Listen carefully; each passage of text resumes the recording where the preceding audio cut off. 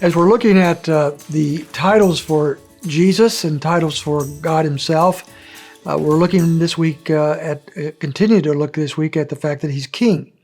He is the sovereign ruler of the universe and sometimes called king. And we're going to turn to the Gospels today for this. We're looking at John and John chapter 1, and here we see Jesus being called king. Now this, again, not particularly normal, and he's recognized, however, as the king of Israel, king of the Jews, by both friend and foe.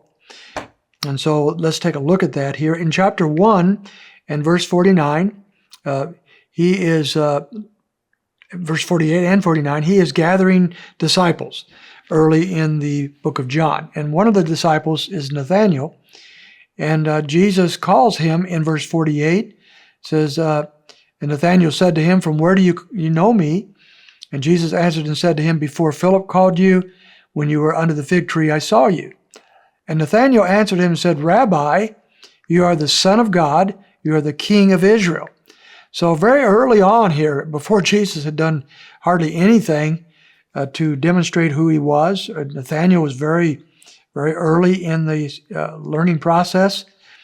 He recognized that Jesus is both the Son of God and the King of Israel. The Jews were looking for a king to come, the Messiah. They didn't always understand.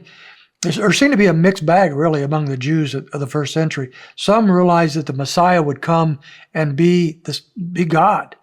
Others saw him as a man appointed by God. So there was this mixed view. Nathanael seemed to have it down pretty well. He saw him as the Son of God and the King of Israel. Then we go over later on into chapter 12 and verse 13. Jesus is coming into Jerusalem now on what we call the triumphal entry. And as people are welcoming him into Jerusalem, look at what they say in verse 13. And they took the branches of the palm trees. They went out to meet him and began to shout, "Hosanna, blessed is he who comes in the name of the Lord, even the King of Israel." And so they're welcoming him into Jerusalem as the King of Israel. I don't think they had any concept that Jesus would be dying on a cross soon and that he would die for their sins, and that would be the way in which he would redeem them. I don't think they were expecting this conquering King of Israel to come, but they're recognizing him as the King of Israel. A few days later, we find him on the cross, and there we see the foes of Jesus, those who rejected Jesus, who recognized at least his claim to be a king. Chapter 18 and verse 39, it says this, but you have a custom," this is Pilate, "that I release someone to you at the Passover. Do you wish then that I release for you the King of the Jews?" And they cried out they wanted Barabbas. So Pilate understood that he was recognized by some as the King of the Jews. And so, of course, he didn't accept that or believe that, but he recognized that that was the title being given to Jesus by some.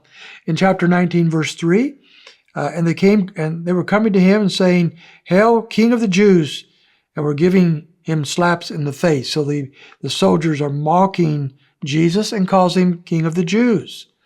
In verse 19, we have him on the cross, and the placard is placed above his head. And what did the placard say? Verse 19, and Pilate wrote on the inscription, put it on the cross. It was written, "Jesus the Nazarene, the King of the Jews." The chief priest said in verse 21 to Pilate, "Do not write King of the Jews, but that he said, I am the King of the Jews." Well, the Pharisees didn't like this. The Sanhedrin didn't like this, but they recognized that Jesus himself had called himself the King of the Jews. And so this is the title Jesus gave himself, often enough, apparently, that the people, the leaders who were against him understood that, and the people that were welcoming him into Jerusalem recognized that he was the King of Israel. And so we have this recognition of who Jesus claimed to be and the rejection of who Jesus claimed to be. But he claimed to be the sovereign King of the universe. We know that he is. They did not recognize that the way we do now. We hope that many of these people following the cross, following the resurrection, did come to Christ and believed in him. We know later on in Acts, many of the Pharisees believed. That's a wonderful thing to consider. At this point, they rejected the King of the universe. I hope you and I would not be so foolish.